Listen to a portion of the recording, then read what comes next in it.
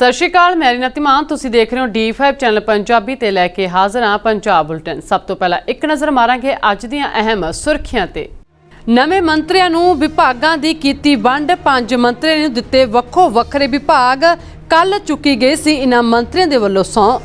4 ਮੁਲਜ਼ਮਾਂ ਨੂੰ ਮਾਨਸਾ ਅਦਾਲਤ ਵਿੱਚ ਕੀਤਾ ਗਿਆ ਪੇਸ਼। 8 ਦਿਨਾਂ ਦਾ ਮਿਲਿਆ ਪੁਲਿਸ ਰਿਮਾਂਡ। ਮੂਸੇਵਾਲਾ ਕਤਲ ਮਾਮਲੇ 'ਚ ਹੋਵੇਗੀ ਪੁੱਛ ਪੜਤਾਲ। गुजरात वासियों लिए सीएम केजरीवाल का ऐलान, लोगों को दी जाएगी मुफ्त बिजली। सत्ता च आउण ते बिजली समस्या हल करने का कीता दावा। जथेदार बलजीत सिंह दादूवाल ने आम आदमी पार्टी ते कसे तांच, बादलों को दी क्लीन चिट, कहा बादल परिवार को बचाया जा रहा है। हुण खबरां विस्तार नाल गल करांगे कि कल मंत्री मंडल का विस्तार होया सी, जिस तो बाद इन्हां 5 मंत्रियों ने सौं चुकी गई। उस तो बाद इन्हां नूं वक्खो वखरे विभाग देने सी ते अज इन्हां मंत्रियों नूं वक्खो वखरे विभाग दे दिते ने अते इस तो बाद हुण इह मंत्री अपना अहुदा संभालणगे अते उन्हां दे उत्ते काम करनगे। पंजाब कैबिनेट के नवे मंत्रियों नूं विभागां दी वंड कीती गई है। विधायक अमन अरोड़ा नूं शहरी विकास मंत्राला मिलिया। चेतन सिंह जोड़ा माजरा नूं सेहत विभाग के नाल मैडिकल सिक्ख्या विभाग दिता गया। इंद्रबीर निज्जर नूं स्थानक सरकारां विभाग, अनमोल गगनमान नूं लेबर, सैर सपाटा अते सभ्याचारक मंत्राला अते फौजा सिंह नूं फूड प्रोसैसिंग अते बागवानी विभाग दिता गया। हरजोत बैंस नूं 2 होर महकमे स्कूल सिक्ख्या अते जल स्रोत विभाग मिले ने। हरजोत बैंस कोल जेल विभाग अते माइनिंग विभाग पहलां तो ने। ब्रह्म शंकर जिंपा तो जल स्रोत विभाग वापस ले लिया गया। इस तरह गुरमीत सिंह मीत हेयर नूं स्कूल सिक्ख्या दी थां उच्च सिक्ख्या विभाग दिता गया। पंजाब च आप सरकार वालों सत्ता च आउण तो बाद अपना पहला बजट पेश किए जाण तो कुछ दिन बाद ही मंत्री मंडल का विस्तार होया। वित्त मंत्री हरपाल सिंह चीमा वालों पेश किए गए बजट दे विच स्कूल अते मैडिकल सिक्ख्या विच बुनियादी ढांचे नूं वधाउण लई वड्डा जोर दिता गया। स्कूल अते उच्च सिक्ख्या दे लई बजट विच 16.27% का वाधा किया गया। पंजाब सरकार ने मौजूदा वित्तीय साल तकनीकी सिक्ख्या लई बजट दे विच 48% का वाधा किया, जदों कि मैडिकल सिक्ख्या लई 56% बजट व्यवस्थावां का प्रस्ताव रखा गया। सुधार दे कि 5 होर मंत्रियों नूं शामिल करन तो बाद मां दी अगवाई वाली मंत्री मंडल की गिणती मुख मंत्री समेत 15 हो गई है। पंजाब मंत्री मंडल दे विच मुख मंत्री समेत 18 अहुदे ने। मार्च विच पहली बार चुने गए 8 विधायकों समेत 10 विधायकों ने विधान सभा चोणां विच आप दी शानदार जित दर्ज करन तो बाद मंत्री वजों सहुं चुकी। हालांकि मई दे विच सेहत मंत्री विजय सिंगला नूं भ्रिष्टाचार दे दोषां दे विचों हटा दिता गया सी। Bureau report D5 channel Punjabi. खबर फरीदकोट तो सामने आ रही है। बहबल कला गोलीकांड मामले दे विच सुखराज सिंह ने हाई कोर्ट के फैसले का स्वागत किया है ते इस नाल ही उन्होंने कहना है कि जिहड़े बाकी होर दोषी ने उन्हां दे खिलाफ भी सख्त कार्रवाई होनी चाहिए है। मुख्यमंत्री भगवंत मान ने बहबल कला गोलीकांड की FIR पंजाब और हरियाणा हाई कोर्ट वालों IR नूं रद्द करन अते कीती गई जांच संबंधी दायर वक्खरियां पटीशनां नूं रद्द करन दे फैसले का स्वागत किया। उत्थे शहीद होए कृष्ण भगवान के पुत्र सुखराज सिंह ने भी इस फैसले का स्वागत किया ते नाल ही मंग की कि जिहड़े होर दोषी ने जिस दे विच उमरा नंगल, सुमेर सिंह सैनी अते होर ने उन्हां दे खिलाफ सख्त कार्रवाई होनी चाहिए है। दे विच उन्हां ने मंग कीती सी कि जिहड़ा जांच टीम वालों जिहड़ी जांच की जा रही है बहबल गोलीकांड मामले नूं लैके वो एक तरफा की जा रही है, उस नूं रद्द किया जाए तां किसी केंद्री एजेंसी तो जिहड़ी जांच करवाउण लई उन्होंने पटीशन दायर की सी। कल मानयोग हाई कोर्ट वालों उस पटीशन नूं खारिज कर दिता है ते नाल ही ये भी जिहड़े हदायतां जारी कर दित्तियां है, जांच टीम नूं भी हदायतां जारी कर दित्तियां है कि ये सारी रिपोर्ट है जिहड़ी फरीदकोट की मानयोग अदालत दे विच जिहड़ी दायर की जाए। नाल ही उन्हां जिहड़े पटीशन करता ने उन्हां नूं ये जिहड़ी हदायत की है कि उन्हां दा जिहड़ा केस है फरीदकोट दे विच चल रहा है तां फरीदकोट दे विच दोष ऐद होण समय सारी जिहड़ी बहस दौरान जिहड़ी जानकारी उत्थे साझी कर सकदे ने। ते असीं सुखराज कोल पहुंचे हैं। सुखराज ने किशन भगवान सिंह दे सुपुੱਤਰ ने जिन्हां दी गोली दे नाल जान गई सीगी। इन्हां दे नाल गलबात करदे हैं। सुखराज जी किवें देखदे हो सारे मामले नूं? देखो जी, पहला तो जिहड़ा कल हाई कोर्ट का फैसला आया ਜਾਂ सरकार का एक चंगा कदम आ जिन्हों शलाघायोग कदम कहा जा सकता है कि दोषियों ਦੀਆਂ ਜਿਹੜੀਆਂ ਸਾਰੀਆਂ ਪਟੀਸ਼ਨਾਂ ਖਾਰਜ ਹੋਈਆਂ ਇਹ ਅੱਜ ਨਹੀਂ, ਅੱਜ ਤੋਂ 2 ਸਾਲ ਪਹਿਲਾਂ ਵੀ ਹੋਣੀਆਂ ਚਾਹੀਦੀਆਂ ਸੀਗੀਆਂ। ਅੱਜ ਤੋਂ 2 ਸਾਲ ਪਹਿਲਾਂ ਇਹਨੂੰ ਖਾਰਜ ਕਰਕੇ ਜਿਹੜਾ ਕੋਟਕਪੂਰੇ ਦਾ ਵੀ ਆ ਉਹ ਵੀ ਇਸੇ ਤਰੀਕੇ ਦੇ ਨਾਲ ਉਹਨਾਂ ਦੀਆਂ ਅਰਜ਼ੀਆਂ ਨੂੰ ਖਾਰਜ ਕਰਕੇ ਜਿਹਦਾ ਕੋਰਟ ਦੇ ਵਿੱਚ ਟਰੈਕ ਚੱਲਣਾ ਚਾਹੀਦਾ ਸੀਗਾ। ਫਰੀਦਕੋਟ ਦੀ ਅਦਾਲਤ ਦੇ ਵਿੱਚ ਆ ਜਿਹਦੇ ਤੇ ਬਹਿਸ ਹੋਣੀ ਚਾਹੀਦੀ ਸੀ, ਫਿਰ ਜਾ ਕੇ ਜੋ ਸਹੀ ਹੈ ਤੇ ਦੁੱਧ ਦਾ ਦੁੱਧ ਤੇ ਪਾਣੀ ਦਾ ਪਾਣੀ ਉੱਥੇ ਹੋਣਾ ਚਾਹੀਦਾ ਸੀ। ਜਿਸ ਤਰ੍ਹਾਂ ਹੁਣ ਹਾਈ ਕੋਰਟ ਨੇ ਫੈਸਲਾ ਦਿੱਤਾ ਹੈ ਕਿ ਇਹਦਾ ਟ੍ਰਾਇਲ ਸ਼ੁਰੂ ਕੀਤਾ ਜਾਵੇ ਕੋਰਟ ਵਿੱਚ, ਜਿਹੜਾ ਵੀ ਉਹ 'ਚੋਂ ਸਹੀ ਹੋਊਗਾ, ਜਿਹੜਾ ਬੰਦਾ ਜਿਹੜੇ ਤੇ ਗਲਤ ਦੋਸ਼ ਲੱਗੇ ਹੋਣਗੇ ਉਹ ਉੱਥੋਂ ਬਚ ਸਕਦਾ, ਉਹ ਬਰੀ ਹੋ ਸਕਦਾ ਆਪਦੇ ਵਕੀਲਾਂ ਦੇ ਹਿਸਾਬ ਨਾਲ। ਪਰ ਜੋ ਵੀ ਆ ਇਨਵੈਸਟੀਗੇਸ਼ਨ ਟੀਮਾਂ ਨੇ ਜਿੰਨੇ ਵੀ ਦੋਸ਼ੀ ਪਾਏ ਗਏ ਆ ਉਹ ਤਕਰੀਬਨ ਸਹੀ ਆ। ਉਹ ਸਾਰਿਆਂ ਦੀ ਬਣਦੀ ਭੂਮਿਕਾ ਉਹਦੇ 'ਚ ਹੈਗੀ ਆ। ਕਿਸੇ ਨੇ ਗੋਲੀ ਚਲਵਾਈ ਆ, ਕਿਸੇ ਨੇ ਚਲਵਾਈ ਆ, ਕਿਸੇ ਨੇ ਉੱਥੇ ਕਮਾਂਡ ਕੀਤੀ ਆ। ਸੋ ਇਹ ਚੀਜ਼ਾਂ ਦੇ ਮੱਦੇਨਜ਼ਰ ਰੱਖਦੇ ਹੋਏ ਮਾਨਯੋਗ ਹਾਈ ਕੋਰਟ ਨੇ ਉਹਨਾਂ ਦੀ ਪਟੀਸ਼ਨ ਨੂੰ ਖਾਰਜ ਕਰਕੇ ਤੇ ਹੁਕਮ ਕੀਤੇ ਆ ਵਕੀਲਾਂ ਨੂੰ ਵੀ ਤੇ ਉਹਨਾਂ ਨੂੰ ਵੀ ਜਾ ਕੇ ਕੋਰਟ ਦੇ ਵਿੱਚ ਜਿਹੜਾ ਆਪਣਾ ਟ੍ਰਾਇਲ ਸ਼ੁਰੂ ਕੀਤਾ ਜਾਵੇ ਤੇ ਇਹਨਾਂ ਤੇ ਬਣਦੀਆਂ ਕਾਰਵਾਈਆਂ ਜਿਹੜੀਆਂ ਉੱਥੇ ਫਰੀਦਕੋਟ ਦੀ ਅਦਾਲਤ ਦੇ ਵਿੱਚ ਹੋਣ। ਆਪਣਾ ਮੋਰਚਾ ਚੱਲ ਰਿਹਾ, 5-6 ਦਿਨ ਦਾ ਸਮਾਂ ਬਾਕੀ ਰਹਿ ਗਿਆ। ਉਹ ਸਮੇਂ ਦੇ ਵਿੱਚ ਇਹਨਾਂ ਸਾਰਿਆਂ ਤੇ ਕਾਰਵਾਈ ਹੁੰਦੀ ਆ, ਮਤਲਬ ਇੱਥੇ ਸ਼ੁਰੂ ਹੁੰਦਾ ਤੇ ਜਿਹੜੇ ਰਹਿੰਦੇ ਆ ਉਹਨਾਂ ਤੇ ਕਾਰਵਾਈ ਹੁੰਦੀ ਆ, ਤਾਂ ਪੰਜਾਬ ਦੇ ਲੋਕ ਬਹੁਤ ਸਰਕਾਰ ਤੇ ਜਾਂ ਮੁੱਖ ਮੰਤਰੀ ਤੇ ਮਾਣ ਕਰਨਗੇ ਕਿ ਉਹਨੇ ਦਿੱਤੇ ਸਮੇਂ ਦੇ ਵਿੱਚ ਪੰਜਾਬ ਦੇ ਲੋਕਾਂ ਦੇ ਨਾਲ ਜਿਹੜਾ ਵਾਅਦਾ ਕੀਤਾ ਉਹ ਪੂਰਾ ਕਰ ਰਿਹਾ ਜਾਂ ਪੂਰਾ ਕਰ ਦਿੱਤਾ। ਤੇ ਦੂਸਰੇ ਪਾਸੇ ਜਿਹੜੇ ਦੋਸ਼ੀਆਂ ਦੀ ਤੁਸੀਂ ਗੱਲ ਕੀਤੀ ਆ, ਚਰਨਜੀਤ ਸ਼ਰਮਾ, ਅਮਰਜੀਤ ਕਲਾਰ, ਵਿਕਰਮ, ਪੰਕਜ ਬੰਸਲ, ਸੋਹਿਲ ਬਰਾੜ, ਪਨਮਰਾਜ ਉਮਰਾ ਨੰਗਲ ਸਮੇਤ ਸੈਣੀ ਤੇ ਉਸ ਸਮੇਂ ਦੀ ਸਰਕਾਰ ਜਿਹੜੀ ਆ ਦੋਸ਼ੀਆਂ ਦੇ ਕਟਹਿਰੇ ਦੇ ਵਿੱਚ ਖੜਨੀ ਚਾਹੀਦੀ ਆ ਤੇ ਉੱਥੋਂ ਉਹਨਾਂ ਤੇ ਜਿਹੜੀਆਂ ਬਣਦੀਆਂ ਕਾਰਵਾਈਆਂ, ਸਖਤ ਕਾਰਵਾਈਆਂ ਕਾਨੂੰਨ ਦੇ ਤਹਿਤ ਉਹਨਾਂ ਨੂੰ ਸਖਤ ਸਜ਼ਾਵਾਂ ਜਿਹੜੀਆਂ ਮਿਲਣੀਆਂ ਚਾਹੀਦੀਆਂ। ਜ਼ਿਕਰਯੋਗ ਹੈ ਕਿ ਪੰਜਾਬ ਅਤੇ ਹਰਿਆਣਾ ਹਾਈ ਕੋਰਟ ਨੇ ਇੱਕ ਅਹਿਮ ਫੈਸਲਾ ਸੁਣਾਉਂਦੇ ਹੋਏ ਬਹਿਬਲ ਕਲਾਂ ਗੋਲੀकांड ਦੇ ਦੋਸ਼ੀ ਪੁਲਿਸ ਮੁਲਾਜ਼ਮਾਂ ਵੱਲੋਂ ਹੇਠਲੀ ਅਦਾਲਤ ਦੇ ਵਿੱਚ ਪੇਸ਼ ਕੀਤੇ ਚਲਾਨਾਂ ਨੂੰ ਰੱਦ ਕਰਨ ਲਈ ਦਾਇਰ ਪਟੀਸ਼ਨਾਂ ਦੇ ਇੱਕ ਸਮੂਹ ਨੂੰ ਖਾਰਜ ਕਰ ਦਿੱਤਾ ਹੈ। ਐਡਵੋਕੇਟ ਜਨਰਲ ਦੀ ਪਟੀਸ਼ਨ ਨੂੰ ਸਵੀਕਾਰ ਕਰਦੇ ਹੋਏ ਅਦਾਲਤ ਨੇ ਕਿਹਾ ਕਿ ਸਖਤ ਸ਼ੱਕ ਦੇ ਆਧਾਰ ਤੇ ਵੀ ਦੋਸ਼ੀ ਠਹਿਰਾਇਆ ਜਾ ਸਕਦਾ। ਅਦਾਲਤ ਨੇ ਪੁਲਿਸ ਦੇ ਇੰਸਪੈਕਟਰ ਜਨਰਲ ਨਿਹਾਲ ਸਿੰਘ ਦੀ ਅਗਵਾਈ ਵਾਲੀ ਵਿਸ਼ੇਸ਼ ਜਾਂਚ ਟੀਮ ਨੂੰ ਧਾਰਾ 173 ਦੇ ਤਹਿਤ ਅਗਲੀ ਜਾਂਚ ਕਰਨ ਅਤੇ ਕਾਰਵਾਈ ਕਰਨ ਦੇ ਨਿਰਦੇਸ਼ ਦਿੱਤੇ ਨੇ। ਤਹਿਤ ਪੀਸੀ ਨੂੰ ਆਪਣੀ ਰਿਪੋਰਟ ਹੇਠਲੀ ਅਦਾਲਤ ਅੱਗੇ ਪੇਸ਼ ਕਰਨ ਦੇ ਹੁਕਮ ਦਿੱਤੇ ਨੇ। Bureau report D5 channel Punjabi. ਗੱਲ ਕਰਾਂਗੇ ਮਾਨਸਾ ਦੀ। ਮਾਨਸਾ ਦੇ ਵਿੱਚ 4 ਮੁਲਜ਼ਮਾਂ ਨੂੰ, ਜਿਸ ਦੇ ਵਿੱਚ 2 ਸ਼ੂਟਰ ਸ਼ਾਮਲ ਨੇ, ਉਹਨਾਂ ਨੂੰ ਅਦਾਲਤ ਵਿੱਚ ਪੇਸ਼ ਕੀਤਾ ਗਿਆ, ਜਿੱਥੇ ਪੁਲਿਸ ਵੱਲੋਂ ਉਹਨਾਂ ਦਾ 8 ਦਿਨਾਂ ਦਾ ਰਿਮਾਂਡ ਹਾਸਲ ਕੀਤਾ ਗਿਆ ਤੇ ਇਹਨਾਂ 8 ਦਿਨਾਂ ਦੇ ਵਿੱਚ ਪੁਲਿਸ ਦੇ ਵੱਲੋਂ ਇਹਨਾਂ ਦੇ ਕੋਲੋਂ ਸਿੱਧੂ ਮੂਸੇਵਾਲਾ ਕਤਲकांड ਦੇ ਵਿੱਚ ਪੁੱਛ ਪੜਤਾਲ ਕੀਤੀ ਜਾਵੇਗੀ। ਸਿੱਧੂ ਮੂਸੇਵਾਲਾ ਕਤਲ ਮਾਮਲੇ 'ਚ ਮਾਨਸਾ ਪੁਲਿਸ ਵੱਲੋਂ 4 ਹੋਰ ਮੁਲਜ਼ਮਾਂ ਦਾ ਦਿੱਲੀ ਦੀ ਪਟੀਸ਼ਨ ਹਾਊਸ ਕੋਰਟ ਤੋਂ 1 ਦਿਨ ਦਾ ਟ੍ਰਾਂਜ਼ਿਟ ਰਿਮਾਂਡ ਹਾਸਲ ਕਰਨ ਤੋਂ ਬਾਅਦ ਦੇਰ ਰਾਤ ਮਾਨਸਾ ਪਹੁੰਚੀ ਪੁਲਿਸ, ਜਿੱਥੇ ਇਨ੍ਹਾਂ 4 ਨੂੰ CIA ਸਟਾਫ ਦੇ ਵਿੱਚ ਰੱਖਿਆ ਗਿਆ ਤੇ ਸਵੇਰੇ ਸਿਵਲ ਹਸਪਤਾਲ ਦੇ ਵਿੱਚ ਮੈਡੀਕਲ ਕਰਵਾਇਆ ਗਿਆ। ਇਸ ਤੋਂ ਬਾਅਦ ਉਹਨਾਂ ਨੂੰ ਮਾਨਸਾ ਦੀ ਅਦਾਲਤ ਵਿੱਚ ਪੇਸ਼ ਕੀਤਾ ਗਿਆ। ਮਾਨਸਾ ਅਦਾਲਤ ਨੇ ਪੁਲਿਸ ਨੂੰ 4 ਦੋਸ਼ੀਆਂ ਦਾ 8 ਦਿਨਾਂ ਦਾ 13 ਜੁਲਾਈ ਤੱਕ ਰਿਮਾਂਡ ਦੇ ਦਿੱਤਾ। ਮਾਨਸਾ ਪੁਲਿਸ ਨੇ 2 ਸ਼ੂਟਰਾਂ ਸਮੇਤ 4 ਵਿਅਕਤੀ ਨੂੰ ਪ੍ਰੋਡਕਸ਼ਨ ਵਾਰੰਟ ਤੇ ਮਾਨਸਾ ਲਿਆਂਦਾ ਹੈ। ਇਹਨਾਂ ਦੇ ਵਿੱਚ ਪ੍ਰਿਆ ਵਰਤ ਉਰਫ ਫੌਜੀ ਮੁੱਖ ਸ਼ੂਟਰ ਤੇ ਕਸ਼ਿਸ਼ ਉਰਫ ਕੁਲਦੀਪ ਸ਼ੂਟਰ ਪ੍ਰੋਡਕਸ਼ਨ ਵਾਰੰਟ ਤੇ ਲਿਆਂਦਾ ਗਿਆ, ਜਦੋਂ ਕਿ ਦੀਪਕ ਉਰਫ ਟੀਨੂ ਨੂੰ ਤੇ ਕੇਸ਼ਵ ਕੁਮਾਰ ਨੂੰ ਟ੍ਰਾਂਜ਼ਿਟ ਰਿਮਾਂਡ ਤੇ ਮਾਨਸਾ ਪੁਲਿਸ ਨੇ ਲਿਆਂਦਾ। ਜ਼ਿਕਰਯੋਗ ਹੈ ਕਿ ਵਿਸ਼ੇਸ਼ ਸਰਕਾਰੀ ਵਕੀਲ ਦੁਆਰਾ ਦੋਸ਼ੀ ਵਿਅਕਤੀ ਨੂੰ ਟ੍ਰਾਂਜ਼ਿਟ ਰਿਮਾਂਡ ਤੇ ਲਿਆਉਣ ਲਈ FIR ਨੰਬਰ 103/2022 ਤਹਿਤ ਸਿਟੀ 1 ਮਾਨਸਾ ਵੱਲੋਂ ਅਰਜ਼ੀ ਦਾਇਰ ਕੀਤੀ ਗਈ ਸੀ। ਮਾਨਯੋਗ ਕੋਰਟ ਨੇ ਪਾਇਆ ਕਿ ਗ੍ਰਿਫਤਾਰ ਕੀਤੇ ਗਏ ਵਿਅਕਤੀ ਨੇ ਘਿਨੌਣਾ ਅਪਰਾਧ ਕੀਤਾ ਹੈ, ਇਸ ਲਈ ਮੁਲਜ਼ਮਾਂ ਦਾ 1 ਦਿਨ ਦਾ ਟ੍ਰਾਂਜ਼ਿਟ ਰਿਮਾਂਡ ਪ੍ਰਵਾਨ ਕੀਤਾ ਜਾਂਦਾ ਹੈ ਤਾਂ ਜੋ ਦੋਸ਼ੀਆਂ ਨੂੰ ਸੰਬੰਧਿਤ ਕੋਰਟ ਅੱਗੇ ਜਲਦ ਤੋਂ ਜਲਦ ਪੇਸ਼ ਕੀਤਾ ਜਾ ਸਕੇ। ਹੁਕਮਾਂ ਦੇ ਵਿੱਚ ਅੱਗੇ ਕਿਹਾ ਗਿਆ ਕਿ ਦੋਸ਼ੀ ਵਿਅਕਤੀਆਂ ਦੀ ਡਾਕਟਰੀ ਜਾਂਚ ਮਾਨਯੋਗ ਸੁਪਰੀਮ ਕੋਰਟ ਦੁਆਰਾ ਨਿਰਧਾਰਿਤ ਨਿਯਮਾਂ ਅਤੇ ਦਿਸ਼ਾ ਨਿਰਦੇਸ਼ਾਂ ਅਨੁਸਾਰ ਕੀਤੀ ਜਾਵੇ। ਜੇਕਰ ਦੋਸ਼ੀ ਵਿਅਕਤੀ ਨੂੰ ਕਿਸੇ ਡਾਕਟਰੀ ਸਹੂਲਤ ਦੀ ਲੋੜ ਹੈ ਤਾਂ ਤਫਤੀਸ਼ੀ ਅਫਸਰ ਨੂੰ ਇਹ ਯਕੀਨੀ ਬਣਾਉਣ ਲਈ ਨਿਰਦੇਸ਼ ਦਿੱਤਾ ਜਾਂਦਾ ਹੈ ਕਿ ਦੋਸ਼ੀ ਵਿਅਕਤੀ ਨੂੰ ਸਮੇਂ ਦੇ ਅੰਦਰ ਇਹ ਸਹੂਲਤ ਦਿੱਤੀ ਜਾਵੇ। ਜ਼ਿਕਰਯੋਗ ਹੈ ਕਿ ਪੁਲਿਸ ਰਿਕਾਰਡ ਸਮੇਤ ਅਸਲ ਹੁਕਮ ਪੁਲਿਸ ਨੂੰ ਸੌਂਪ ਦਿੱਤਾ ਗਿਆ। ਤਿਹਾੜ ਅਤੇ ਰੋਹਿਣੀ ਦੇ ਜੇਲ੍ਹ ਸੁਪਰਡੈਂਟਾਂ ਨੂੰ ਵੀ ਉਪਰੋਕਤ ਮੁਲਜ਼ਮਾਂ ਦੀ ਹਿਰਾਸਤ IOSP ਧਰਮਵੀਰ ਸਿੰਘ DSP ਗੋਬਿੰਦਰ ਸਿੰਘ ਨੂੰ ਸੌਂਪਣ ਦੇ ਨਿਰਦੇਸ਼ ਦਿੱਤੇ ਗਏ ਨੇ। Bureau report D5 channel Punjabi. ਹੁਣ ਗੱਲ ਕਰਾਂਗੇ ਦਿੱਲੀ ਦੇ ਮੁੱਖ ਮੰਤਰੀ ਅਰਵਿੰਦ ਕੇਜਰੀਵਾਲ ਦੀ, ਜਿਨ੍ਹਾਂ ਦੇ ਵੱਲੋਂ ਹੁਣ ਗੁਜਰਾਤ ਦੇ ਲੋਕਾਂ ਦੇ ਲਈ ਵੱਡਾ ਐਲਾਨ ਕੀਤਾ ਗਿਆ। ਉਹਨਾਂ ਦਾ ਕਹਿਣਾ ਹੈ ਕਿ ਜਿਸ ਤਰੀਕੇ ਦੇ ਨਾਲ ਦਿੱਲੀ ਵਿੱਚ ਅਤੇ ਪੰਜਾਬ ਦੇ ਵਿੱਚ ਬਿਜਲੀ ਮੁਫਤ ਹੈ, ਉਸੇ ਤਰੀਕੇ ਦੇ ਨਾਲ ਗੁਜਰਾਤ ਵਾਸੀਆਂ ਨੂੰ ਵੀ ਬਿਜਲੀ ਮੁਫਤ ਦਿੱਤੀ ਜਾਵੇਗੀ। ਪਰ ਸ਼ਰਤ ਇਹ ਹੈ ਕਿ ਤੁਹਾਨੂੰ ਇੱਥੇ ਰਾਜਨੀਤੀ ਬਦਲਣੀ ਪਵੇਗੀ, ਪਾਰਟੀ ਬਦਲਣੀ ਪਵੇਗੀ, ਜਿਸ ਤੋਂ ਬਾਅਦ ਤੁਹਾਨੂੰ ਬਿਜਲੀ ਮੁਫਤ ਦਿੱਤੀ ਜਾਵੇਗੀ। ਉਹਨਾਂ ਦਾ ਕਹਿਣਾ ਹੈ ਕਿ ਆਮ ਆਦਮੀ ਪਾਰਟੀ ਨੂੰ ਮੌਕਾ ਦਿੱਤਾ ਜਾਵੇ, ਜਿਸ ਤੋਂ ਬਾਅਦ ਜੋ ਤੁਹਾਡੇ ਨਾਲ ਗਰੰਟੀਆਂ ਦਿੱਤੀਆਂ ਜਾਣਗੀਆਂ ਉਹ ਪੂਰੀਆਂ ਕੀਤੀਆਂ ਜਾਣਗੀਆਂ। ਦੱਸ ਦਈਏ ਕਿ ਬਿਜਲੀ ਦੇ ਮੁੱਦੇ ਤੇ ਸੱਦੀ ਇੱਕ ਮੀਟਿੰਗ 'ਚ ਕੇਜਰੀਵਾਲ ਨੇ ਕਿਹਾ ਕਿ ਗੁਜਰਾਤ ਨੂੰ ਵੀ ਸਸਤੀ, ਮੁਫਤ ਤੇ 24 ਘੰਟੇ ਬਿਜਲੀ ਮਿਲ ਸਕਦੀ ਹੈ, ਪਰ ਸ਼ਰਤ ਸਿਰਫ ਇੱਕੋ ਹੈ ਕਿ ਤੁਹਾਨੂੰ ਰਾਜਨੀਤੀ ਤੇ ਸਰਕਾਰ ਬਦਲਣੀ ਪਏਗੀ ਅਤੇ ਇੱਕ ਇਮਾਨਦਾਰ ਪਾਰਟੀ ਨੂੰ ਅੱਗੇ ਲਿਆਉਣਾ ਪਵੇਗਾ। ਮੈਂ ਗੁਜਰਾਤ ਦੀ ਬਿਜਲੀ ਦੀ ਸਮੱਸਿਆ ਬਾਰੇ ਹੱਲ ਲੈ ਕੇ ਐਤਵਾਰ ਨੂੰ ਵਾਪਸ ਆਵਾਂਗਾ।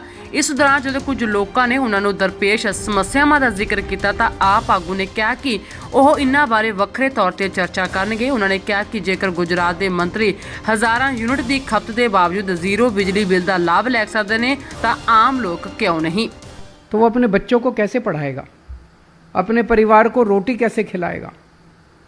आखिर इतनी महंगी बिजली क्यों है गुजरात के अंदर? दोस्तों, गुजरात में मंत्री ऐश कर रहे हैं। आपने जिन लोगों को चुन के भेजा वो ऐश कर रहे हैं, उनकी बिजली का बिल जीरो आता है। वो कई हजार यूनिट बिजली इस्तेमाल करते हैं हर महीने। उनके घर में, उनके दफ्तर में एसी लगे हुए हैं पूरे, कईयों के तो शायद टॉयलेट में भी एसी लगे हुए हैं। उनके घरों में एसी लगे हुए हैं, कई एसी लगे हुए हैं, किसी के 20 एसी, किसी के 30 एसी, उनके घरों में एसी लगे हुए हैं। वो शानदार, उनका बिजली का बिल जीरो आता है। और आपके घर में एक बिजली का पंखा, एक बिजली की बल्ब, 2-4 और टीवी, फ्रिज, और आपका हजारों रुपए का बिजली का बिल आता है। ये तो नहीं होना चाहिए। जो सुविधा मंत्रियों को मिले वो जनता को भी मिलनी चाहिए। तो गुजरात में भी बिजली सस्ती हो सकती है, गुजरात में भी बिजली फ्री हो सकती है, गुजरात में भी 24 घंटे बिजली हो सकती है। शर्त एक ही है, आपको राजनीति बदलनी पड़ेगी, आपको सत्ता बदलनी पड़ेगी, आपको ईमानदार पार्टी को लाना पड़ेगा। ये इतना चिल्लाते हैं केजरीवाल फ्री फ्री फ्री क्यों देता है। मैं देख रहा था, इनका एक बहुत बड़ा नेता कह रहा था गुजरात के लोगों को फ्री नहीं चाहिए। अरे तुम पहले अपनी बिजली तो छोड़ो फ्री, तुमको तो फ्री बिजली मिल रही है, खड़े होके कहते हो गुजरात के पहले मंत्रियों को फ्री बिजली मिले, कोई दिक्कत नहीं है। गुजरात के लोगों को मैं आपसे पूछना चाहता हूं, फ्री बिजली चाहिए नहीं चाहिए? क्यों नहीं चाहिए भाई? फ्री बिजली अगर मिल सकती है तो मिलनी चाहिए, क्यों नहीं चाहिए?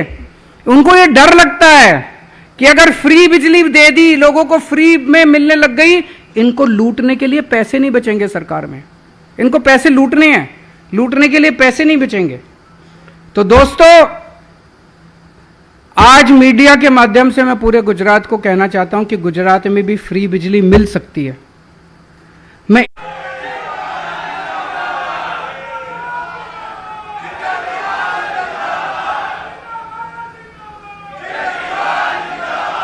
गुजरात की बिजली की समस्या का समाधान लेके आऊंगा। इतवार को फिर मिलेंगे, इतवार को बात करेंगे। गुजरात को सब लोग मिलके गुजरात का विकास करेंगे। गांधी और सरदार पटेल के सपनों का गुजरात मिलके बनाएंगे। बहुत बहुत शुक्रिया। ਸੋ ਦੱਸਦੇ ਕਿ ਜਿਸ ਤਰੀਕੇ ਦੇ ਨਾਲ ਪੰਜਾਬ ਦੇ ਵਿੱਚ ਬਿਜਲੀ ਮੁਫਤ ਦੇਣ ਦਾ ਐਲਾਨ ਕੀਤਾ, ਉਸ ਨੂੰ ਲੈ ਕੇ ਹੁਣ ਦਿੱਲੀ ਦੇ ਮੁੱਖ ਮੰਤਰੀ ਅਰਵਿੰਦ ਕੇਜਰੀਵਾਲ ਗੁਜਰਾਤ ਵਾਸੀਆਂ ਨੂੰ ਵੀ ਬਿਜਲੀ ਮੁਫਤ ਦੇਣ ਦਾ ਐਲਾਨ ਕਰ ਰਹੇ ਨੇ। Bureau report D5 channel Punjabi. ਹੁਣ ਵੇਲਾ ਹੋ ਗਿਆ ਇੱਕ ਛੋਟੇ ਜਿਹੇ ਬ੍ਰੇਕ ਦਾ, ਮਿਲਦੇ ਹਾਂ ਬ੍ਰੇਕ ਤੋਂ ਬਾਅਦ। ਹੋਏਗੀ ਕਿਸਾਨਾਂ ਦੀ ਗੱਲ, ਨਵੀਂ ਖੇਤੀ, ਮਸ਼ੀਨਾਂ, ਬੀਜਾਂ ਤੇ ਬਾਗਾਂ ਦੀ ਗੱਲ ਲੈ ਕੇ ਚੱਲਾਂਗੇ ਤੁਹਾਨੂੰ ਰੰਗਲੇ ਪੰਜਾਬ ਦੇ ਖੇਤਾਂ ਵੱਲ। ਦੇਖਣਾ ਨਾ ਭੁੱਲਣਾ ਸਾਡਾ ਖਾਸ program farming with Amarjit Warraich, ਸੋਮਵਾਰ ਤੋਂ ਸ਼ੁੱਕਰਵਾਰ ਸ਼ਾਮ 6 ਵਜੇ D5 ਚੈਨਲ ਪੰਜਾਬੀ ਤੇ। ਕੀ ਹੁੰਦੀ ਹੈ ਜਮਾਬੰਦੀ, ਕਿਵੇਂ ਬਣਦੀ ਹੈ ਵਸੀਅਤ, ਜ਼ਮੀਨ ਜਾਇਦਾਦ ਦੇ ਹਰ ਮਸਲੇ ਤੇ ਕਰਾਂਗੇ ਚਰਚਾ। ਦੇਖਣਾ ਨਾ ਭੁੱਲਣਾ ਸਾਡਾ ਖਾਸ ਪ੍ਰੋਗਰਾਮ naibtehsildar.com। ਬ੍ਰੇਕ ਤੋਂ ਬਾਅਦ ਤੁਹਾਡਾ ਸਵਾਗਤ ਹੈ। ਗੱਲ ਕਰਾਂਗੇ ਜਥੇਦਾਰ ਬਲਜੀਤ ਸਿੰਘ ਦਾਦੂਵਾਲ ਦੀ, ਜਿਨ੍ਹਾਂ ਨੇ ਕਿ ਬਾਦਲਾਂ ਨੂੰ ਕਲੀਨ ਚਿੱਟ ਦੇਣ ਤੇ ਵੱਡੇ ਸਵਾਲ ਖੜੇ ਕੀਤੇ ਨੇ ਅਤੇ ਉਹਨਾਂ ਨੇ ਦਿੱਲੀ ਦੇ ਮੁੱਖ ਮੰਤਰੀ ਅਰਵਿੰਦ ਕੇਜਰੀਵਾਲ ਅਤੇ ਪੰਜਾਬ ਦੇ ਆਮ ਆਦਮੀ ਪਾਰਟੀ ਦੀ ਸਰਕਾਰ ਨੂੰ ਲੈ ਕੇ ਤੰਜ ਕੱਸੇ ਨੇ। ਉਹਨਾਂ ਦਾ ਕਹਿਣਾ ਹੈ ਕਿ ਜੋ ਬਾਦਲਾਂ ਨੂੰ ਕਲੀਨ ਚਿੱਟ ਦਿੱਤੀ ਹੈ, ਇਸ ਦੇ ਨਾਲ ਤਾਂ ਦੋਸ਼ੀਆਂ ਨੂੰ ਬਚਾਇਆ ਜਾ ਰਿਹਾ ਹੈ। ਹਰਿਆਣਾ ਸਿੱਖ ਗੁਰਦੁਆਰਾ ਪ੍ਰਬੰਧਕ ਕਮੇਟੀ ਦੇ ਪ੍ਰਧਾਨ ਅਤੇ ਉੱਘੇ ਸਿੱਖ ਪ੍ਰਚਾਰਕ ਜਥੇਦਾਰ ਬਲਜੀਤ ਸਿੰਘ ਦਾਦੂਵਾਲ ਨੇ ਬਿਆਨ ਜਾਰੀ ਕਰਦਿਆਂ ਕਿਹਾ ਕਿ ਬਰਗਾੜੀ ਬੇਅਦਬੀ, ਬਹਿਬਲ ਕਲਾ ਗੋਲੀकांड ਅਤੇ ਕੋਟਕਪੂਰਾ ਲਾਠੀਚਾਰਜ ਕਾਂਡ, ਜਿਸ ਨਾਲ ਕਰੋੜਾਂ ਸ਼ਰਧਾਲੂਆਂ ਦੇ ਹਿਰਦੇ ਬਲੁੰਦਰੇ ਗਏ ਸਨ, ਇਸ ਦਾ ਪੂਰਾ ਇਨਸਾਫ ਸਾਨੂੰ ਹੁਣ ਤੱਕ ਕਿਸੇ ਵੀ ਸਰਕਾਰ ਨੇ ਨਹੀਂ ਦਿੱਤਾ। ਪਰ ਜੋ ਹੁਣ ਥੋੜਾ ਜਿਹਾ ਕੰਮ ਹੋਇਆ, ਉਹਦਾ ਅਸੀਂ ਸਵਾਗਤ ਕਰਦੇ ਹਾਂ। ਪਰ ਨਾਲ ਹੀ ਉਹਨਾਂ ਦਾ ਕਹਿਣਾ ਹੈ ਕਿ ਜੋ ਬਾਦਲਾਂ ਨੂੰ ਕਲੀਨ ਚਿੱਟ ਦਿੱਤੀ ਗਈ ਆ ਉਸ ਦਾ ਸਾਡੇ ਵੱਲੋਂ ਵਿਰੋਧ ਹੈ ਕਿ ਉਹਨਾਂ ਨੂੰ ਕਿਉਂ ਬਚਾਇਆ ਜਾ ਰਿਹਾ ਹੈ। ਜੇ ਪੰਜਾਬ ਦੇ ਲੋਕਾਂ ਨੇ ਏਡਾ ਵੱਡਾ ਫਤਵਾ ਤੁਹਾਨੂੰ ਦਿੱਤਾ, 92 ਐਮਐਲਏ ਜਿਤਾਏ ਤੁਹਾਡੇ, ਤਾਂ ਤੁਸੀਂ ਇਨਸਾਫ ਕਰੋ। ਇੱਕ ਐਮਐਲਏ ਤੁਹਾਡਾ ਬੋਲਿਆ, ਤੁਸੀਂ ਉਹਨੂੰ ਵੀ ਟਾਈਮ ਨਹੀਂ ਦਿੱਤਾ। ਤੁਹਾਨੂੰ ਇਸ ਗੱਲ ਤੇ ਸ਼ੇਮ ਫੀਲ ਹੋਣੀ ਚਾਹੀਦੀ ਆ ਕਿ ਤੁਸੀਂ ਉਹਨੂੰ ਬੋਲਣ ਦਾ ਟਾਈਮ ਨਹੀਂ ਦਿੱਤਾ ਔਰ ਇਸ ਤੋਂ ਅੱਖਾਂ ਮੀਟ ਰਹੇ ਹੋ, ਬਾਦਲ ਪਰਿਵਾਰ ਨੂੰ ਬਚਾ ਰਹੇ ਹੋ। ਕੀ ਸਮਝੌਤੇ ਤੁਹਾਡੇ, ਸਾਰਾ ਕੁਝ ਇਸ ਗੱਲ ਦੇ ਸਬੂਤ ਸਾਹਮਣੇ ਹੁਣ ਤਾਂ ਆ ਚੁੱਕੇ ਆ ਕਿ ਤੁਸੀਂ ਕਿਵੇਂ ਉਹਨਾਂ ਨਾਲ ਸਾਂਝ ਭਿਆਲੀ ਪਾ ਲਈ ਆ। ਪਰ ਮੈਂ ਕਹਿਣਾ ਚਾਹੁੰਦਾ ਕੁੰਵਰ ਵਿਜੇ ਪ੍ਰਤਾਪ ਸਿੰਘ ਨੂੰ ਵੀ ਤਕੜੇ ਰਹਿਣਾ ਚਾਹੀਦਾ, ਸਾਨੂੰ ਪੰਜਾਬ ਦੇ ਲੋਕਾਂ ਨੂੰ ਤਕੜੇ ਰਹਿਣਾ ਚਾਹੀਦਾ, ਦੁਨੀਆ 'ਚ ਵੱਸਦੇ ਲੋਕਾਂ ਨੂੰ ਅਸੀਂ ਇਸ ਦਾ ਇਨਸਾਫ ਲੈਣਾ, ਇਨਸਾਫ ਕਰਨਾ ਪਊਗਾ। ਦੁੱਧ ਦਾ ਦੁੱਧ ਤੇ ਪਾਣੀ ਦਾ ਪਾਣੀ ਹੋਣਾ ਚਾਹੀਦਾ। ਤੇ ਅਪੀਲ ਹੈ ਤੁਹਾਨੂੰ ਪੰਜਾਬ ਦੇ ਸੁਪਰ ਸੀਐਮ ਕੇਜਰੀਵਾਲ ਸਾਹਿਬ, ਪੰਜਾਬ ਦੀ ਪੁਲਿਸ, ਪੰਜਾਬ ਦੀ ਸਰਕਾਰ ਨੂੰ ਇਨਸਾਫ ਕਰਨ ਦਿਓ, ਦੁੱਧ ਦਾ ਦੁੱਧ ਪਾਣੀ ਦਾ ਪਾਣੀ ਕਰਨ ਦਿਓ। ਤੇ ਬਾਦਲ ਪਰਿਵਾਰ ਨੂੰ ਵੀ ਕੱਛਾਂ ਨਹੀਂ ਵਜਾਉਣੀਆਂ ਚਾਹੀਦੀਆਂ ਕਿ ਸਾਨੂੰ ਕਲੀਨ ਚਿੱਟ ਦੇਤੀ। ਇਹ ਤਾਂ ਜਿਹੜੀ ਕਿਤਾਬ ਦਿੱਤੀ ਹੈ, ਚਲਾਨ ਦੀ ਕਾਪੀ ਆ। ਇਸ ਕਿਤਾਬ ਦੇ ਅੰਦਰ ਜਿਹੜਾ ਹੈਗਾ 3 ਕੇਸਾਂ ਦੀ FIR ਜੋ ਚਲਾਨ ਹੋਇਆ, 63 ਨੰਬਰ, 117 ਨੰਬਰ ਤੇ 128 ਨੰਬਰ ਬਰਗਾੜੀ ਬੇਅਦਬੀ ਕਾਂਡ ਦਾ ਚਲਾਨ ਪੇਸ਼ ਹੋਇਆ। ਐਪਰੀਸ਼ੀਏਟ ਹੈ ਇਹਨੂੰ ਜਿੰਨਾ ਕੰਮ ਕੀਤਾ, ਪਰ ਜਿਹੜਾ ਛੱਡਿਆ ਉਹਦੇ ਵਾਸਤੇ ਉਹ ਵੀ ਸਵਾਲਾਂ ਦੇ ਘੇਰੇ 'ਚ ਆ ਕਿ ਕਿਉਂ ਛੱਡਿਆ ਗਿਆ। ਪਰਮਾਰ ਸਾਹਿਬ ਵੀ ਦੱਸਣ ਕਿ ਕਿਉਂ ਉਹਨਾਂ ਨੇ ਉਸ ਪੱਖ ਨੂੰ ਛੱਡਿਆ, ਕਿ ਇਹਨਾਂ ਦੋਸ਼ੀਆਂ ਨੂੰ ਬਚਾਇਆ ਕਿਹਨਾਂ ਨੇ ਆ। ਸਰੂਪ ਚੋਰੀ ਕਰਨ ਵਾਲੇ, ਪੋਸਟਰ ਲਾਉਣ ਵਾਲੇ ਤੇ ਫਿਰ ਅੰਗ ਪਾੜਨ ਵਾਲੇ ਤੇ ਇਹਨਾਂ ਨੂੰ ਹੁਕਮ ਦੇਣ ਵਾਲੇ, ਉਹਨਾਂ ਨੂੰ ਕਿਉਂ ਪਾਸੇ ਰੱਖਿਆ ਗਿਆ। ਜਿਨ੍ਹਾਂ ਨੇ ਇਹਨਾਂ ਨੂੰ ਬਚਾਇਆ ਵਾ ਉਹਨਾਂ ਨੂੰ ਜਾਂਚ ਦਾ ਹਿੱਸਾ ਕਿਉਂ ਨਹੀਂ ਬਣਾਇਆ। ਜਥੇਦਾਰ ਦਾਦੂਵਾਲ ਨੇ ਕੇਜਰੀਵਾਲ ਨੂੰ ਅਪੀਲ ਕਰਦੇ ਹੋਏ ਕਿਹਾ ਕਿ ਬਰਗਾੜੀ ਬੇਅਦਬੀ ਕਾਂਡ ਉੱਤੇ ਰਾਜਨੀਤੀ ਕਰਨ ਤੋਂ ਗੁਰੇਜ਼ ਕੀਤਾ ਜਾਵੇ ਅਤੇ ਕਿਸੇ ਬੇਗੁਨਾਹ ਨੂੰ ਫੜਿਆ ਨਾ ਜਾਵੇ ਅਤੇ ਗੁਨਾਹਕਾਰਾਂ ਨੂੰ ਬਖਸ਼ਿਆ ਨਾ ਜਾਵੇ। Bureau report D5 channel Punjabi. ਖਬਰ ਟੋਰਾਂਟੋ ਤੋਂ ਸਾਹਮਣੇ ਆ ਰਹੀ ਹੈ, ਜਿੱਥੇ ਕਿ ਸਿੱਖਾਂ ਦੇ ਨਾਲ ਉਸ ਵਕਤ ਜ਼ਿਆਦਤੀ ਹੁੰਦੀ ਦੇਖੀ ਗਈ ਜਦੋਂ ਇਹ ਸਿੱਖ ਨੌਜਵਾਨ ਸਿਕਿਉਰਿਟੀ ਗਾਰਡ ਦੀ ਨੌਕਰੀ ਕਰ ਰਹੇ ਸੀ, ਪਰ ਇਹਨਾਂ ਨੂੰ ਕਲੀਨ ਸ਼ੇਵ ਹੋਣ ਲਈ ਕਿਹਾ ਗਿਆ, ਜਿਸ ਕਰਕੇ 100 ਸਿਕਿਉਰਿਟੀ ਗਾਰਡ ਇਹਨਾਂ ਸਿੱਖਾਂ ਦੀ ਨੌਕਰੀ ਉਹਨਾਂ ਦੇ ਹੱਥੋਂ ਖੁੱਸ ਗਈ ਹੈ। ਦੇਖੋ ਇਹ ਖਾਸ ਰਿਪੋਰਟ। 100 ਤੋਂ ਵੱਧ ਸਿੱਖ ਆਦਮੀਆਂ ਨੇ ਟੋਰਾਂਟੋ ਸਿਟੀ ਦੇ ਵਿੱਚ ਪ੍ਰਾਈਵੇਟ ਸੁਰੱਖਿਆ ਗਾਰਡ ਵਜੋਂ ਆਪਣੀਆਂ ਨੌਕਰੀਆਂ ਗਵਾ ਦਿੱਤੀਆਂ, ਕਿਉਂਕਿ ਇੱਕ ਨੀਤੀ ਦੇ ਤਹਿਤ ਉਹਨਾਂ ਲਈ ਕਲੀਨ ਸ਼ੇਵ ਹੋਣਾ ਲਾਜ਼ਮੀ ਕੀਤਾ ਗਿਆ ਤਾਂ ਜੋ ਉਹ ਕੰਮ ਕਰਦੇ ਸਮੇਂ ਸਹੀ ਢੰਗ ਨਾਲ ਫਿਟਿੰਗ N95 ਰੈਸਪੀਰੇਟਰ ਮਾਸਕ ਪਹਿਨ ਸਕਣ।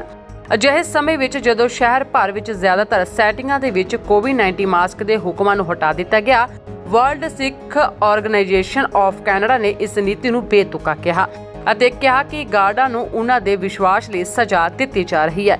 24 ਘੰਟੇ ਵਿੱਚ ਸ਼ਹਿਰ ਦੇ ਇੱਕ ਸੁਰੱਖਿਆ ਗਾਰਡ ਦੇ ਅਹੁਦੇ ਤੋਂ ਹਟਾਏ ਗਏ ਵੀਰਕਵਲ ਸਿੰਘ ਨੇ ਕਿਹਾ ਕਿ ਜੇਕਰ ਤੁਸੀਂ ਮੈਨੂੰ ਆਪਣੀ ਦਾੜੀ ਨੂੰ ਕਲੀਨ ਸ਼ੇਵ ਕਰਨ ਲਈ ਕਿਹਾ ਹੈ ਤਾਂ ਇਹ ਕੁਝ ਅਜਿਹਾ ਹੈ ਜਿਵੇਂ ਕਿ ਵਿਅਕਤੀ ਨੂੰ ਉਸ ਦੀ ਚਮੜੀ ਲਾਉਣ ਲਈ ਕਿਹਾ ਜਾਵੇ। ਇਸ ਲਈ ਮੇਰੇ ਲਈ ਸੱਚਮੁੱਚ ਅਪਮਾਨਜਨਕ ਹੈ। ਮਿਸਟਰ ਸਿੰਘ ਨੂੰ ਸ਼ਹਿਰ ਵੱਲੋਂ ਵਰਤੇ ਜਾਂਦੇ ਇੱਕ ਨਿੱਜੀ ਸੁਰੱਖਿਆ ਠੇਕੇਦਾਰ ASP ਵੱਲੋਂ 2 ਮਹੀਨਿਆਂ ਲਈ ਨੌਕਰੀ ਤੇ ਰੱਖਿਆ ਗਿਆ ਸੀ। ਉਸ ਤੋਂ ਪਹਿਲਾਂ ਦੇ 2 ਸਾਲਾਂ ਵਿੱਚ ਉਸਨੇ ਕਈ ਹੋਰ ਨਿੱਜੀ ਸੁਰੱਖਿਆ ਫਰਮਾਂ ਦੇ ਵਿੱਚ ਕੰਮ ਕੀਤਾ ਸੀ। ਉਸਨੇ ਕਿਹਾ ਕਿ ਉਹਨਾਂ ਵਿੱਚੋਂ ਹਰੇਕ ਨੌਕਰੀ ਤੇ ਉਸ ਦਾ ਮਾਲਕ ਅਤੇ ਗਾਹਕ ਉਸ ਨਾਲ ਨੀਲੇ ਸਰਜੀਕਲ ਮਾਸਕ ਪਹਿਨ ਕੇ ਸੰਤੁਸ਼ਟ ਸਨ। ਜੂਨ ਦੇ ਅੱਧ ਦੇ ਵਿੱਚ ASP ਨੇ ਸ਼ਹਿਰ ਦੀ ਕਲੀਨ ਸ਼ੇਵ ਨੀਤੀ ਨੂੰ ਲਾਗੂ ਕਰਨਾ ਸ਼ੁਰੂ ਕਰ ਦਿੱਤਾ ਹੈ, ਜੋ ਕਿ ਜਨਵਰੀ ਵਿੱਚ ਪੇਸ਼ ਕੀਤੀ ਗਈ ਸੀ। ਕੰਪਨੀ ਨੇ ਸਿੰਘ ਨੂੰ ਕਿਹਾ ਕਿ ਜੇ ਉਹ ਸ਼ੈਲਟਰ ਦੇ ਵਿੱਚ ਕੰਮ ਕਰਨਾ ਜਾਰੀ ਰੱਖਣਾ ਚਾਹੁੰਦਾ ਤਾਂ ਉਸ ਨੂੰ ਆਪਣੀ ਦਾੜੀ ਉਤਾਰਨੀ ਪਵੇਗੀ। ਮਿਸਟਰ ਸਿੰਘ ਨੇ ਕਿਹਾ ਕਿ ASP ਨੇ ਉਸ ਨੂੰ ਅਜਿਹੀ ਸਾਈਟ ਤੇ ਦੁਬਾਰਾ ਨਿਯੁਕਤ ਕਰਨ ਦੀ ਪੇਸ਼ਕਸ਼ ਕੀਤੀ ਜਿੱਥੇ N95 ਪਹਿਨਣ ਦੀ ਲੋੜ ਨਹੀਂ ਹੋਵੇਗੀ, ਪਰ ਨਵੀਂ ਸਥਿਤੀ ਨੇ ਘੱਟੋ ਘੱਟ ਉਜਰਤ ਦਾ ਭੁਗਤਾਨ ਕੀਤਾ। ਟੋਰਾਂਟੋ ਦੀ ਇੱਕ ਸੁਰੱਖਿਆ ਕੰਪਨੀ ਦੇ ਮੈਨੇਜਰ ਨੇ ਆਪਣੇ ਕਰਮਚਾਰੀ ਨੂੰ ਸਮਝਾਇਆ ਕਿ ਜੇਕਰ ਉਹ ਕਲੀਨ ਸ਼ੇਵ ਹੋਏ ਬਿਨਾਂ ਕੰਮ ਤੇ ਆਉਂਦੇ ਨੇ ਤਾਂ ਉਹਨਾਂ ਨੂੰ ਬਿਨਾਂ ਤਨਖਾਹ ਤੋਂ ਤੁਰੰਤ ਘਰ ਭੇਜ ਦਿੱਤਾ ਜਾਵੇਗਾ। World Sikh organisation of Canada ਨੇ ਕਿਹਾ ਕਿ ਉਸਨੇ ਕਈ ਸੁਰੱਖਿਆ ਗਾਰਡਾਂ ਤੋਂ ਸੁਣਿਆ ਕਿ ਉਹਨਾਂ ਦੇ ਮਾਲਕਾਂ ਦੁਆਰਾ ਰਿਹਾਇਸ਼ ਦੀਆਂ ਪੇਸ਼ਕਸ਼ਾਂ ਜ਼ਰੂਰੀ ਤੌਰ ਤੇ ਡਿਮੋਸ਼ਨ ਸਨ। ਉਹਨਾਂ ਨੂੰ ਘੱਟ ਤਨਖਾਹ ਜਾਂ ਘੱਟ ਸੀਨੀਅਰਤਾ ਵਾਲੇ ਅਹੁਦੇ ਦੀ ਪੇਸ਼ਕਸ਼ ਕੀਤੀ ਗਈ ਸੀ। World Sikh organisation of Canada ਦੇ ਕਾਨੂੰਨੀ ਸਲਾਹਕਾਰ ਬਲਪ੍ਰੀਤ ਸਿੰਘ ਨੇ ਕਿਹਾ ਕਿ ਪ੍ਰਭਾਵਿਤ ਗਾਰਡਾਂ ਵਿੱਚ ਬਹੁਤ ਸਾਰੇ ਅੰਤਰਰਾਸ਼ਟਰੀ ਵਿਦਿਆਰਥੀਆਂ ਦੇ ਰੂਪ ਦੇ ਵਿੱਚ ਭਾਰਤ ਤੋਂ ਕੈਨੇਡਾ ਆਏ ਸਨ। COVID-19 ਮਹਾਮਾਰੀ ਦੌਰਾਨ ਇਹ ਪਹਿਲੀ ਵਾਰ ਨਹੀਂ ਹੈ ਕਿ ਫਰੰਟ ਲਾਈਨ ਨੌਕਰੀਆਂ ਕਰ ਰਹੇ ਸਿੱਖ ਪੁਰਸ਼ਾਂ ਨੂੰ ਆਪਣੇ ਰਿੱਛਾਂ ਤੇ ਢੁਕਵੇਂ ਸੁਰੱਖਿਆ ਉਪਕਰਨ ਪਹਿਨਣ ਨਾਲ ਸੰਬੰਧਿਤ ਚੁਣੌਤੀਆਂ ਦਾ ਸਾਹਮਣਾ ਕਰਨਾ ਪਿਆ। ਇਹ ਤਾਜ਼ਾ ਮਾਮਲੇ 'ਚ ਜਥੇਬੰਦੀ ਨੇ ਸੁਰੱਖਿਆ ਕੰਪਨੀਆਂ ਦੇ ਦਬਾਅ ਪਾਉਣ ਦੀ ਬਜਾਏ ਸ਼ਹਿਰ ਦੇ ਮੇਅਰ ਅਤੇ ਨਗਰ ਕੌਂਸਲ ਮੈਂਬਰਾਂ ਨੂੰ ਅਪੀਲ ਕਰਨ ਤੇ ਆਪਣਾ ਧਿਆਨ ਕੇਂਦਰਿਤ ਕੀਤਾ। Bureau report D5 channel Punjabi. ਖਬਰ ਕੈਨੇਡਾ ਤੋਂ ਸਾਹਮਣੇ ਆ ਰਹੀ ਹੈ। ਕੈਨੇਡਾ ਦੇ ਵਿੱਚ ਸੁਪਰ ਵੀਜ਼ੇ ਦੇ ਵਿੱਚ ਵਾਧਾ ਕਰ ਦਿੱਤਾ ਗਿਆ ਅਤੇ ਇਸ ਦੀ ਮਿਆਦ ਹੁਣ 5 ਸਾਲ ਹੋਰ ਵਧਾ ਦਿੱਤੀ ਗਈ ਹੈ ਅਤੇ ਉੱਥੇ ਰਹਿਣ ਵਾਲੇ ਜੋ ਦਾਦਾ ਦਾਦੀ ਨੇ ਜਾਂ ਮਾਤਾ ਪਿਤਾ ਨੇ ਉਹਨਾਂ ਦੇ ਸੁਪਰ ਵੀਜ਼ੇ ਦੇ ਵਿੱਚ ਇਹ ਅੱਜ ਤੋਂ ਨਿਯਮ ਲਾਗੂ ਹੋ ਗਿਆ। ਕੈਨੇਡਾ ਨੇ ਮਾਤਾ ਪਿਤਾ ਅਤੇ ਦਾਦਾ ਦਾਦੀ ਸੁਪਰ ਵੀਜ਼ਾ ਲਈ ਰਹਿਣ ਦੀ ਮਿਆਦ 5 ਸਾਲ ਤੱਕ ਵਧਾ ਦਿੱਤੀ ਹੈ। ਸੁਪਰ ਵੀਜ਼ਾ ਇੱਕ ਅਸਥਾਈ ਵੀਜ਼ਾ ਜੋ ਕੈਨੇਡੀਅਨ ਨਾਗਰਿਕਾਂ ਅਤੇ ਸਥਾਈ ਨਿਵਾਸੀਆਂ ਲਈ ਇੱਕ ਆਕਰਸ਼ਕ ਵਿਕਲਪ ਹੈ ਜੋ ਆਪਣੇ ਮਾਪਿਆਂ ਅਤੇ ਦਾਦਾ ਦਾਦੀ ਨੂੰ ਕੈਨੇਡਾ ਲਿਆਉਣਾ ਚਾਹੁੰਦੇ ਨੇ। ਸੁਪਰ ਵੀਜ਼ਾ ਇੱਕ ਮਲਟੀ ਐਂਟਰੀ ਵਿਜ਼ਟਰ ਵੀਜ਼ਾ ਹੈ ਜੋ 10 ਸਾਲਾਂ ਤੱਕ ਵੈਧ ਹੁੰਦਾ ਹੈ। ਸੁਪਰ ਵੀਜ਼ਾ ਧਾਰਕਾਂ ਲਈ ਕੈਨੇਡਾ ਦੇ ਵਿੱਚ ਦਾਖਲੇ ਲਈ 5 ਸਾਲਾਂ ਦੀ ਮਿਆਦ ਨੂੰ ਵਧਾ ਦਿੱਤਾ ਗਿਆ। ਜਿਨ੍ਹਾਂ ਲੋਕਾਂ ਕੋਲ ਵਰਤਮਾਨ ਦੇ ਵਿੱਚ ਸੁਪਰ ਵੀਜ਼ਾ ਹੈ ਉਹਨਾਂ ਕੋਲ ਕੈਨੇਡਾ ਦੇ ਵਿੱਚ ਰਹਿੰਦੇ ਹੋਏ ਆਪਣੇ ਠਹਿਰ ਨੂੰ 2 ਸਾਲ ਤੱਕ ਵਧਾਉਣ ਲਈ ਬੇਨਤੀ ਕਰਨ ਦਾ ਵਿਕਲਪ ਹੈ। ਇਸ ਦਾ ਮਤਲਬ ਹੈ ਕਿ ਮੌਜੂਦਾ ਸੁਪਰ ਵੀਜ਼ਾ ਧਾਰਕ ਹੁਣ ਲਗਾਤਾਰ 7 ਸਾਲਾਂ ਤੱਕ ਕੈਨੇਡਾ ਦੇ ਵਿੱਚ ਰਹਿ ਸਕਣਗੇ। ਕੈਨੇਡਾ ਦੇ ਇਮੀਗ੍ਰੇਸ਼ਨ ਮੰਤਰੀ ਕੋਲ ਭਵਿੱਖ ਵਿੱਚ ਸੁਪਰ ਵੀਜ਼ਾ ਬਿਨੇਕਾਰਾਂ ਨੂੰ ਕਵਰੇਜ ਪ੍ਰਦਾਨ ਕਰਨ ਲਈ ਅੰਤਰਰਾਸ਼ਟਰੀ ਮੈਡੀਕਲ ਬੀਮਾ ਕੰਪਨੀਆਂ ਨੂੰ ਮਨੋਨੀਤ ਕਰਨ ਦਾ ਅਧਿਕਾਰ ਹੋਵੇਗਾ। ਕੋਹੇਨ ਇਮੀਗ੍ਰੇਸ਼ਨ ਲਾਅ ਫਰਮ ਨਾਲ ਮੁਫਤ ਸੁਪਰ ਵੀਜ਼ਾ ਟੈਲੀਫੋਨ ਸਲਾਹ ਪ੍ਰਾਪਤ ਕਰੋ। ਪੁਰਾਣੇ ਸੁਪਰ ਵੀਜ਼ਾ ਨੇ ਸਿਰਫ ਆਪਣੇ ਧਾਰਕ ਨੂੰ ਪ੍ਰਤੀ ਐਂਟਰੀ 2 ਸਾਲ ਤੱਕ ਕੈਨੇਡਾ ਦੇ ਵਿੱਚ ਰਹਿਣ ਦੀ ਇਜਾਜ਼ਤ ਦਿੱਤੀ ਸੀ। ਇਸ ਤੋਂ ਇਲਾਵਾ ਸਿਰਫ ਕੈਨੇਡੀਅਨ ਬੀਮਾ ਪ੍ਰਦਾਤਾ ਹੀ ਮੈਡੀਕਲ ਕਵਰੇਜ ਪ੍ਰਦਾਨ ਕਰ ਸਕਦੇ ਨੇ ਜੋ ਸੁਪਰ ਵੀਜ਼ਾ ਅਰਜ਼ੀਆਂ ਲਈ ਲੋੜੀਂਦੀ ਸੀ। ਇਹ ਸੁਧਾਰ ਹੁਣ ਮਾਪਿਆਂ ਤੇ ਦਾਦਾ ਦਾਦੀ ਨੂੰ ਵੀਜ਼ਾ ਰੀਨਿਊ ਕੀਤੇ ਬਿਨਾਂ ਲਗਾਤਾਰ 5 ਸਾਲਾਂ ਤੱਕ ਕੈਨੇਡਾ ਵਿੱਚ ਰਹਿਣ ਦੀ ਇਜਾਜ਼ਤ ਦਿੰਦਾ ਹੈ। ਇਹ ਬਿਨੇਕਾਰਾਂ ਨੂੰ ਕੈਨੇਡਾ ਤੋਂ ਇਲਾਵਾ ਹੋਰ ਦੇਸ਼ਾਂ ਤੋਂ ਮੈਡੀਕਲ ਬੀਮਾ ਖਰੀਦਣ ਦੀ ਵੀ ਇਜਾਜ਼ਤ ਦਿੰਦਾ ਹੈ। ਕੈਨੇਡੀਅਨ ਸਿਆਸਤਦਾਨ ਕਾਇਲ ਸਿਵੇਕ ਦੇ ਅਨੁਸਾਰ, ਜਿਸ ਨੇ ਸ਼ੁਰੂਆਤੀ ਤੌਰ ਤੇ ਸੁਧਾਰਾਂ ਦਾ ਪ੍ਰਸਤਾਵ ਕੀਤਾ ਸੀ, ਵਿਦੇਸ਼ੀ ਮੈਡੀਕਲ ਬੀਮੇ ਦੀ ਸ਼ੁਰੂਆਤ ਪਰਿਵਾਰਾਂ ਨੂੰ ਪ੍ਰਤੀ ਸਾਲ ਹਜ਼ਾਰਾਂ ਡਾਲਰ ਬਚਾ ਸਕਦੀ ਹੈ। ਇਸ ਤੋਂ ਇਲਾਵਾ ਸਿਵੇਕ ਨੇ ਕਿਹਾ ਕਿ ਉਸ ਨੂੰ ਭਰੋਸਾ ਹੈ ਕਿ ਅੰਤਰਰਾਸ਼ਟਰੀ ਬੀਮਾ ਕੰਪਨੀਆਂ ਲਈ ਸਰਕਾਰੀ ਢਾਂਚਾ ਸੁਪਰ ਵੀਜ਼ਾ ਧਾਰਕਾਂ ਦੇ ਬਿਮਾਰ ਹੋਣ ਦੀ ਸਥਿਤੀ ਦੇ ਵਿੱਚ ਡਾਕਟਰੀ ਖਰਚਿਆਂ ਨੂੰ ਕਵਰ ਕਰਨਾ ਯਕੀਨੀ ਬਣਾਏਗਾ। ਸੁਪਰ ਵੀਜ਼ਾ ਮਾਤਾ ਪਿਤਾ ਅਤੇ ਦਾਦਾ ਦਾਦੀ ਪ੍ਰੋਗਰਾਮ ਦੇ ਵਿਕਲਪ ਵਜੋਂ ਪੇਸ਼ ਕੀਤਾ ਜਾਂਦਾ ਹੈ ਜੋ ਇਸ ਦੇ ਬਿਨੇਕਾਰਾਂ ਨੂੰ ਸਥਾਈ ਨਿਵਾਸ ਦੀ ਪੇਸ਼ਕਸ਼ ਕਰਦਾ ਹੈ। PGP ਬਹੁਤ ਮਸ਼ਹੂਰ ਹੈ ਪਰ ਸਪਾਂਸਰ ਕਰਨ ਦੀ ਮੰਗ ਉਪਲਬਧ ਸਥਾਨਾਂ ਦੀ ਗਿਣਤੀ ਤੋਂ ਵੱਧ ਹੈ। Immigration refugees and citizenship Canada ਨੂੰ ਹਰ ਸਾਲ ਸਪਾਂਸਰ ਫਾਰਮਾਂ ਲਈ ਲਗਭਗ 200,000 ਵਿਆਜ ਪ੍ਰਾਪਤ ਹੁੰਦੇ ਨੇ। ਹਾਲਾਂਕਿ ਇੱਥੇ ਸਿਰਫ 35,000 ਅਰਜ਼ੀਆਂ ਉਪਲਬਧ ਨੇ। ਇਸ ਤੋਂ ਇਲਾਵਾ IRCC ਨੇ ਇਹ ਫੈਸਲਾ ਕਰਨ ਲਈ ਲਾਟਰੀਆਂ ਆਯੋਜਿਤ ਕੀਤੀਆਂ ਨੇ ਕਿ PGP ਲਈ ਕਿਸ ਨੂੰ ਅਰਜ਼ੀ ਦੇਣੀ ਹੈ, ਜੋ ਕਿ ਆਲੋਚਕਾਂ ਦਾ ਕਹਿਣਾ ਹੈ ਕਿ ਇਹ ਬੇਇਨਸਾਫੀ ਹੈ ਕਿਉਂਕਿ ਜਿਹੜੇ ਉਮੀਦਵਾਰ ਹੁਣੇ ਹੀ ਪੁਲ ਵਿੱਚ ਦਾਖਲ ਹੋਏ ਨੇ ਉਹਨਾਂ ਨੂੰ ਚੁਣਿਆ ਜਾ ਸਕਦਾ ਜੋ ਲੰਮੇ ਸਮੇਂ ਤੋਂ ਉਡੀਕ ਕਰ ਰਹੇ ਨੇ।